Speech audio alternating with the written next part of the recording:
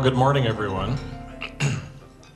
My name is Ted Blank, and I am the Executive Director of the Forest Lake Area Chamber of Commerce, and I'm pleased to welcome you to this morning's Chamber Membership Breakfast. Feel free to keep eating, and there is a little more food left at the buffet. Excuse me if you'd like to help yourself. Thanks for getting up early today to join us. As many of you know, we did a membership survey back in November, and our members asked us to do more early morning events, and so hence we are up here this morning at Running Aces. We'll be alternating breakfasts and lunches over the course of this year, so next month will be a lunch. Again, it'll be at 11:30 a.m. on Tuesday, March 10th at the American Legion in downtown Forest Lake, and the speaker will be Dr. Linda Madsen, the superintendent of the Forest Lake Area School District, who will be speaking on the state of our schools. So as you finish up breakfast, just a couple of other announcements before we get started. There is a blue sheet of paper at your place. That is an evaluation form for today's session, and it also has some follow-up information on it. Please leave those on the registration table as you leave today. One of the benefits of being a member of the Forest Lake Area Chamber of Commerce is that you receive a listing in our printed membership directory, which is distributed to every household in Forest Lake by the Forest Lake Times as part of the many faces of Forest Lake, Wyoming, Columbus, Linwood, and Scandia. So I brought a few copies of that. They're up at the front table. If you'd like more to have available for distribution at your business, I'm happy to drop them off. Just please indicate that on that blue sheet. We also have the world-famous maps of the Forest Lake area, again available for you to have for free distribution at your business. So if you'd like me to get you copies of this, please indicate that on the blue form. There is an attendee list at your place that has a list of the folks who attended today's event. And if you flip to the back page, there is a list, or I'm sorry, the third page, a list of upcoming chamber events, including the March membership breakfast.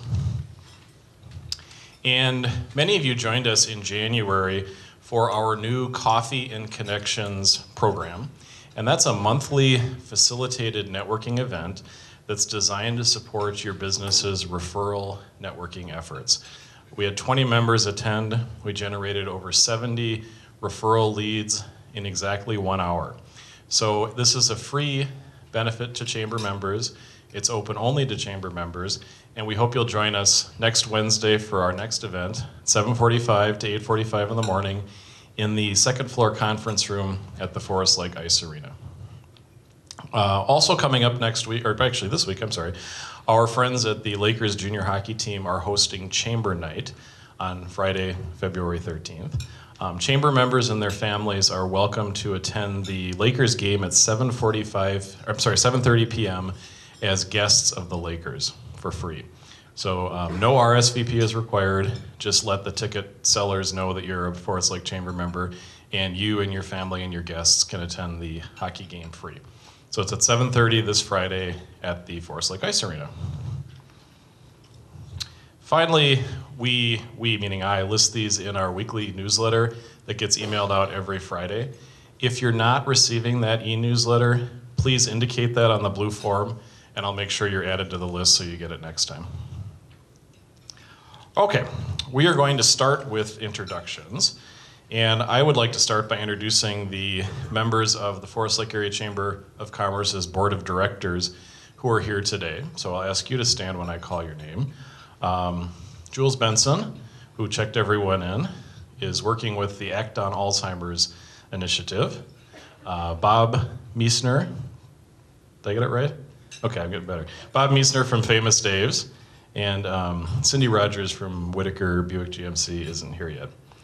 I'm also excited to welcome a new member today, and that is Kim Metzger from Real Star Title. So Kim, if you wanted to just stand up and briefly introduce yourself and tell us a little bit about what you do. I'm Kim Metzger with Real Star Title.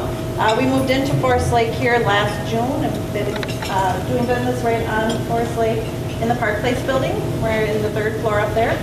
Real Star's been in business for 20 years. We service realtors, loan officers helping with closings for purchases, sales, refinances.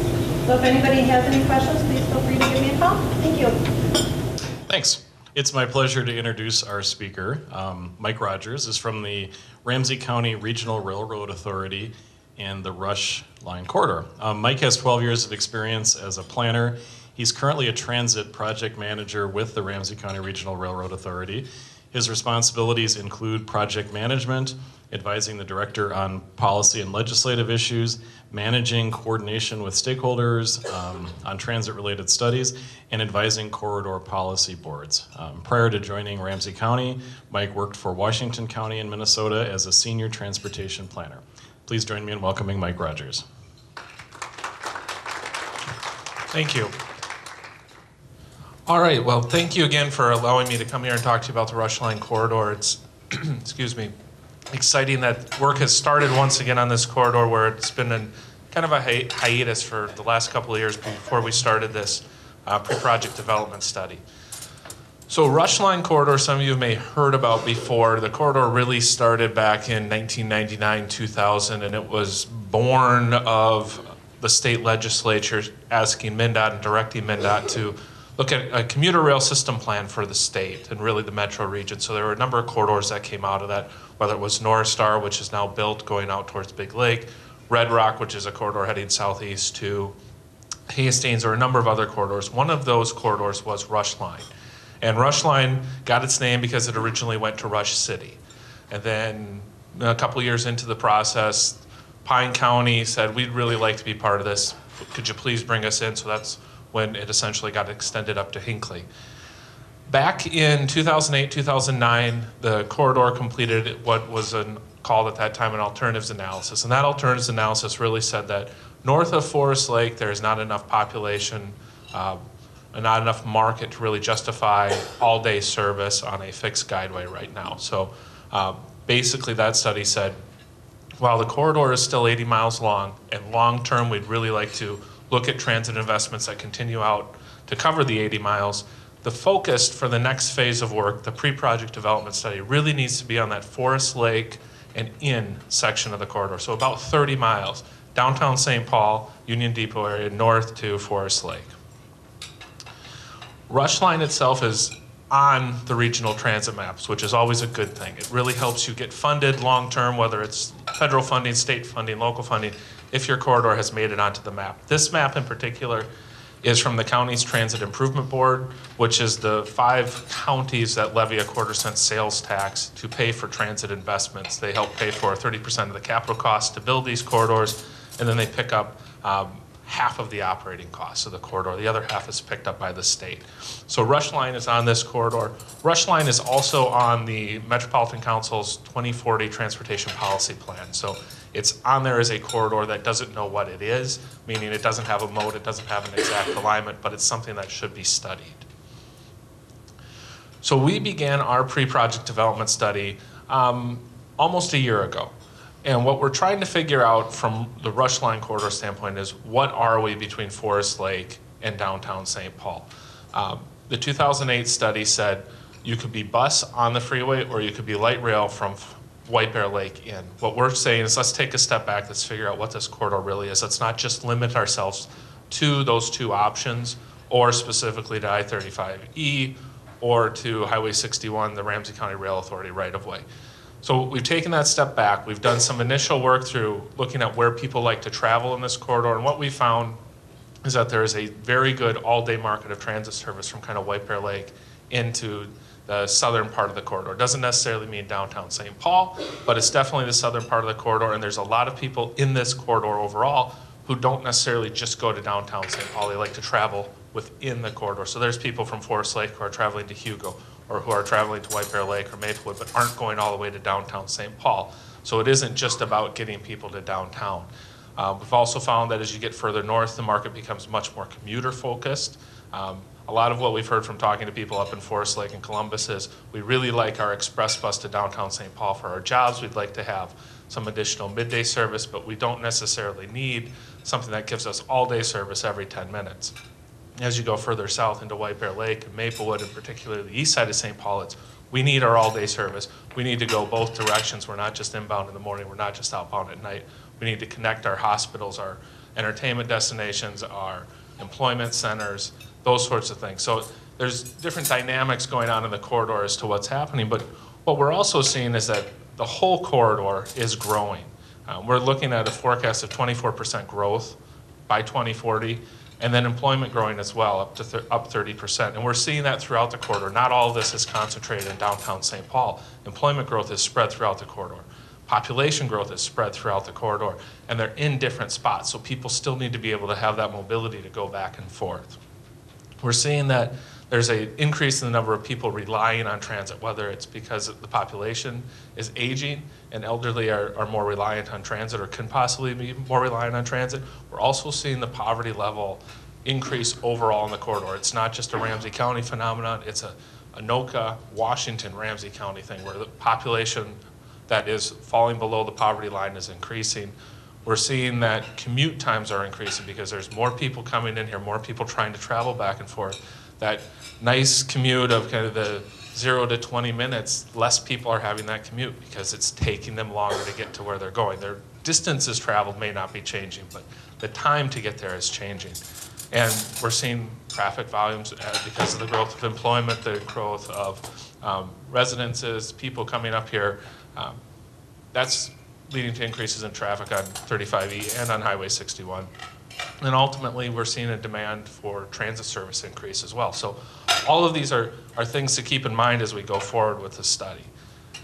Where we're at with our overall pre-project development study is it really is about an 18-month process. So we're planning to wrap it up towards the end of this year. We're in the middle of kind of the second phase here. So we've developed our problem statement, goals and objectives, kind of said, what are we trying to solve here? What would we like to see come out of a transit improvement?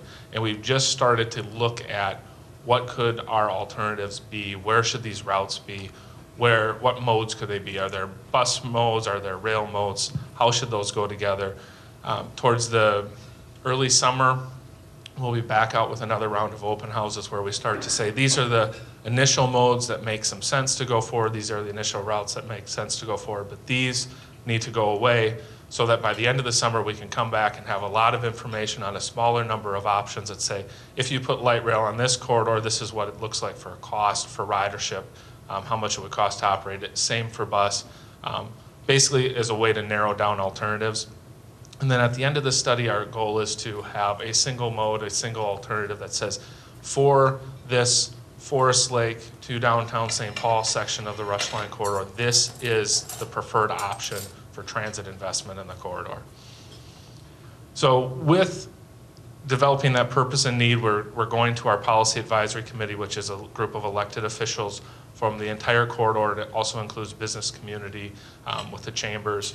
It includes the Port Authority from St. Paul to say, this is the group that makes the decision. So we've got a purpose and need that went out to the public just last month that said, here's what we think we need to solve. Here's the issues as I talked about. Traffic's growing, population is increasing, people are becoming more reliant on transit, incomes are falling. We need to provide mobility so that we can improve economic development, improve everybody's mobility so they have opportunities to connect to these jobs and improve themselves.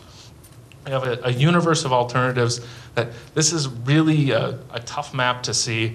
But what it basically does is it focuses on 4 primary corridors: 35E, Arcade and Payne, the Ramsey County Rail Authority right-of-way, more commonly known as the Bruce Vento Trail, and White Bear Avenue, heading north. And once you get to White Bear Lake, it becomes 2 primary alignments, being Highway 61 or the Ramsey County, Washington County right-of-way, and then north on 35E.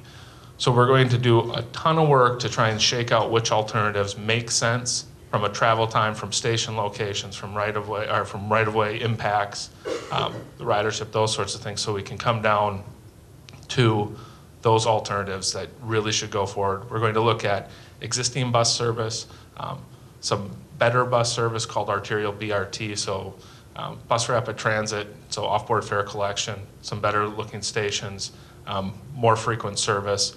We're going to look at streetcars because the city of St. Paul looked at streetcars in the southern segment, look at things like light rail, diesel multiple unit. Diesel multiple unit is light rail just done with diesel, so you don't have the overhead electrical lines. It can also mix with freight, so it can be on freight track. And then look at express bus service, highway BRT, and a dedicated guideway BRT. So a road essentially just for buses that only buses would be on. The region doesn't have any of those yet, but the Gateway Corridor from downtown St. Paul to Woodbury will be the region's first dedicated guideway bus rapid transit corridor. So it's a way to provide a lot of light rail amenities, but to do it with bus. So in some corridors, you can get the benefit of having a real high investment transit system without some of the costs that can come along with rail. So as we go into this analysis, and we're just starting the tier 1 of these modes and the alignments, we're going to look at it from a very high level, kind of the qualitative piece, a little bit of quantitative, and we're going to try and keep the modes and alignment separate as much as possible. And that just allows us to cut things off that from a routing standpoint or an alignment doesn't make sense, or wow, streetcar really makes sense, but it doesn't make sense to go to Forest Lake because it's just too far for a streetcar, so you can get rid of things like that. Then as you start to get towards the end of tier 1 and just starting tier 2, you start to pair modes and alignments, because certain alignments can work on city streets if you're in mixed traffic. Certain alignments don't work on city streets if you're trying to put a dedicated road in for a bus or tracks for a train. So then you can start to knock off some more based on some impacts. Or you can start to say, yes, this will fit, but you have to impact an entire section of the street to get yourself more room. Once you do that, you can go back to the public and say, this is what we found out. These are the alternatives we think should be paired together, and move into a more detailed phase, as I mentioned before. And then ultimately, out of that detail work, which we would expect to wrap up kind of in the September or October timeframe, you can say, out of everything we've looked at, here's all the information. From a technical standpoint, we're recommending alternative X, Y, or Z as how we move this corridor forward, whether it's bus, whether it's rail, whether it's on 35E, whether it's on 61, wherever it may be, based on the analysis. You then, move that into more of a Federal Transit Administration criteria look, just to see how you would rate on a federal level to get project funding. We're doing this work consistent with federal guidelines because the federal government can pay up to 50% of the cost of this corridor to build it. So when we talk about making decisions and how the whole study flows through, at the very initial end, there's a technical staff team with technical staff, project consultants that looks at this information, that kind of drives the technical analysis of we should look here, we should go here, all within a larger study framework. That group then pushes information to a technical advisory committee that's much larger and includes city staff, all the county staff, Metro Transit, MnDOT, Met Council, additional agencies, additional people, to say, here's from a technical standpoint what we would recommend. That group ultimately will recommend up to a policy advisory committee. The policy advisory committee is those elected officials, chambers of commerce, Port Authority, those sorts of folks who then make a decision on the study, and the decisions are handled within the policy advisory committee. Throughout that whole process, public and community and stakeholder engagement is very critical, and that's why we're having 4 key milestones where we focus with open houses. But throughout the process, we do meetings like this where we come to chambers or rotaries, we go to neighborhood groups, we go to parades and community festivals just to try and get the word out. We also do a number of pop-up meetings where we'll go and park ourselves at the entrance to, say, a grocery store, so we can catch people as they're coming in and out of the grocery store, just to provide them with a 3, 4, 5-minute hit of this is what Rush Line Corridor is, so that they have an idea of what's going on out there. So the one part of this where it doesn't follow this kind of 3-step process is when we get to that final alternative. When we get to the final alternative, the Policy Advisory Committee does not make a decision anymore. They just recommend.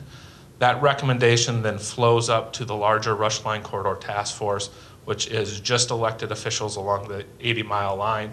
That group will then essentially approve the Policy Advisory Committee recommendation and push the recommendation on to those impacted cities and counties. So assuming there's a line that goes all the way to Forest Lake, you would have Washington County, you would have Ramsey County. Depending on its location, it could be Anoka County that's impacted as well. All those county boards would have to pass resolutions saying that this is our locally preferred alternative. In addition, any city on that line would also pass a resolution from their city council. So City of Forest Lake, City of Columbus, City of Hugo, on down the line.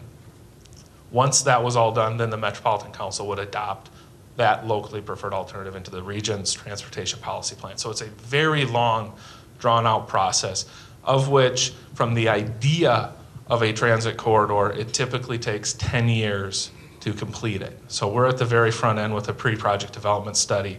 Again, we'll take about 18 months to get through this work, so the end of this year. Then we would start environmental work with that one alternative going forward. That would then, excuse me, blend into project development, takes another 2 years, move into engineering another 2 years, and then construction of 3 to 4 years, depending on what your alternative is and depending on the complexity of constructing it. So one thing that we would like to keep people involved with is we have Facebook, we have Twitter, we have the Rush Line Corridor website, we have email, we have phones, we have a lot of different ways to stay involved. We want to hear from you. We want to know what your comments are, what you're thinking, how things could benefit you. Is there something that works better than something else, or does something not work at all? We want to hear what your thoughts and concerns are, and we don't want to just do it once. We want to be able to come back and talk to you as we go throughout the study. So that's just a quick and dirty update on Rush Line. I don't know if anybody has any questions, but I'd be happy to take them if people do.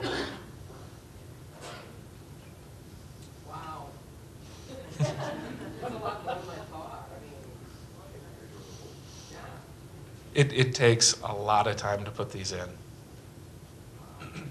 So in something like the Central Corridor takes multiple decades because you keep revisiting the process when you haven't gotten agreement and consensus. And that's one reason we've wanted to put so much effort into the public involvement, is that if you just push these things based on some schedule that we absolutely have to have a decision by this point, then 12 months down the road, you're going to come right back to where you were because you forced a decision. So you want to do more work up front so that you don't have to keep coming back to revisit it, so that everybody can understand what the information is, why decisions were made, and how they were made, to try and build more buy-in to whatever the outcome is. Where do you see federal funding in this year's bill? That's a good question. I see federal funding. The question is, where do I see federal funding in years out? And federal funding has been diminishing consistently as we've gone through this. The way the law is written is the federal government can pay up to 80% of the cost of these corridors. You never get 80% of the cost of the corridor. There's also another piece in the federal bills that says when you go through and get your corridor ranked, you have a financial criteria. So they look at how much money a region has to pay for these corridors, and you can't just keep building these and then let the rest of the system, fall apart because you don't have enough money to maintain your system. So if you have all those things in place and you're doing really good, if you want to bump yourself up another rating category, so it'll go from medium to medium high, or from medium low to medium, whatever it may be, you ask the federal government for less than 50% of your corridor. Then you get an automatic bump. So I don't see corridors getting more than 50% of their funding from the federal government in the future, and I see more regions going to funding corridors completely without federal money, because it adds complexity, it adds time, and if the amount that you get continues to be diminished, you end up having to figure out where that point is where you don't lose any money, so to speak, and you may be ahead by not seeking federal money. Yeah. It kind of goes to the construction aspect of it. So let's say, for example, that buses get to be the preferred choice. Would there be still the construction phase? Would there be new roads built just for them? Or would they use existing roads and be able to cut out some of the financial difficulties and time? So thank you. The question was basically, if you went with buses, would you be able to utilize existing roads, or would you build separate roads for the buses? And the answer would be, it would be a mix. For something like Gateway going out from Union Depot in downtown St. Paul to Manning Avenue in Woodbury, it's a dedicated guideway now. There's pieces where it's pinching, where they're talking about mixing it on existing streets just to save impacts. But the thought behind that corridor is build a dedicated guideway. It's permanent. It will drive more economic development because of its permanence. So that's it. So building a road does not take as long as building rail while moving utilities that you may be in a road. So you can potentially save some time there. As you would look for something like the Rush Line corridor, you would take a look at it and say, if we're a dedicated guideway, where should it be? What are the impacts? Is there a point where we want to go and mix traffic? Is there a point where really we go to a certain location, say the transit center or to Running Aces here, and that's the end of the guideway, but you still want to have some bus service pull further into downtown Forest Lake that could run on city streets. So those are all things that we'll take a look at as part of our study to start to figure out where guideways make sense, where could you save some money, because you don't necessarily need the guideway from a travel time benefit or whatever the benefit may be, that you could look at it both ways. Are they looking at Forest Lake to Minneapolis at all, or is it all right now back to St. Paul? So the question is Forest Lake to Minneapolis also a corridor? Rush Line is not looking at Forest Lake to Minneapolis. Forest Lake to Minneapolis, I'm not 100% familiar with the work done on 35W North, but there is a highway bus rapid transit option on Forest Lake, or from 35W North, but I think it ends at 95th Avenue, if I remember correctly. And that they would look at putting more stations, more min-pass lanes type in the middle of 35W, but I don't believe that they're extending that stuff further north to Forest Lake right now. Doesn't mean it couldn't happen in the future, but yeah.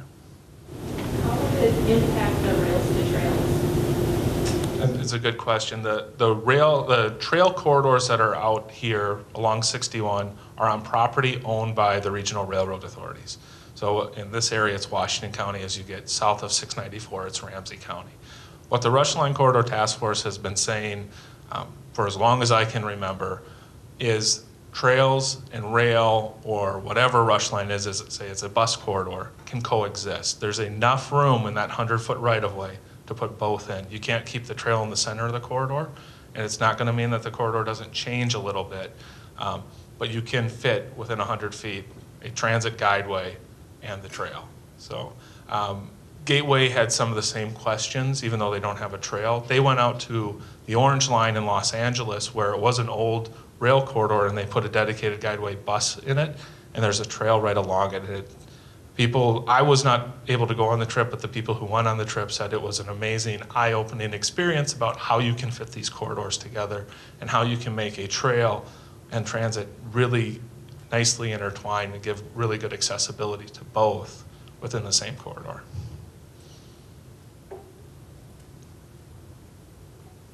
All right. Oh, I'm a realtor, and I've already had questions about the potential of the rail line going through and the noise there are close to the bike trail. How do we address that for disclosing what might It's a good question about what happens, how to disclose what could happen on the corridor. I think the easiest way to address it right now is to be honest with anybody who's potentially buying and saying, there could be something other than a trail here. The property was purchased for that by the counties to be held for something long-term, whether it's a train or whether it's a bus. From a noise and vibration standpoint, I don't have a good answer for you on what that's going to be. These studies, as we get further into it, are going to give a better answer. I've had a lot of questions on the southern part of the corridor where Ramsey County owns it about noise and vibration, and some people don't mind it, some people hate it. It's kind of anything. It's a location issue. If you've got a station, you've got accessibility, sometimes you're willing to deal with a couple things that other people aren't willing to deal with. So more of a stay tuned. We're going to get more information on what types of noise would be there, what types of vibration, but we really don't have it now. Okay. Oh, one more? Sorry, kind of a follow-up to that one. If it is deemed that there's going to be a lot of noise, is there going to look at the option of building those really ugly noise? The question of if there's a lot of noise, would noise walls come in? And it's a really good question, and I would say yes, particularly because the Gateway Corridor is now kind of on the threshold of, with doing buses, are they going to need to do a corridor-wide noise analysis? And I would see if we hit the thresholds for those, whether it's a federal threshold through the Federal Transit Administration or a highway threshold through the Federal Highway Administration, we'd work with MnDOT and Met Council to make sure the correct work is done so that if noise walls were required, they could be put into the project to be paid for so that they could be done. Or if the community didn't want them, in some cases people don't want them, that you wouldn't try and force something on people that didn't want it. So. Can you just give us a brief overview of what is available right now, and what we could expect in the next 10 years? Just to, I know it's not part of the exact rush line, but what is out there right now? For existing transit service? The existing transit service up here, I'm not an expert on this now that I'm focusing more on these long-term corridors, but the existing Metro Transit service to Forest Lake and Columbus is Route 275, which goes to downtown St. Paul, and Route 288 going to downtown Minneapolis. And those corridors are both, or those routes are both peak-oriented, Forest Lake in. They don't have a reverse commute coming back out. I don't know where their buses start. A lot of the times, I know when the Rush Line Corridor Task Force initiated what at that time was 285, which was coach bus service to downtown St. Paul, we had a contract with the Wren's bus service, and their garage was out of Blaine. So those buses came straight from Blaine up here to Forest Lake and then did their run in. So it wasn't like they were starting in downtown St. Paul and then coming out. I don't know where Metro Transit runs their buses out of right now for the existing service. So and the service is technically run by the Met Council through a contract with Metro Transit. It's one of these wonderful things of who does what, and being in the industry, you understand some of the jargon, but even being in the industry, you lose track of who does everything. So those are the two that are right now. With the opening of the Lino Lakes Park and Ride on County 14, the service frequency increased a little bit on 275, but there isn't anything that's all-day high-frequency service until you really get south of 694 and pretty much as far north as it goes is Maplewood Mall. So, and then on the Minneapolis side, 95th Avenue has good peak service, but it isn't, again, until you really get south of 694 that you would get more of the all-day service. Thank you.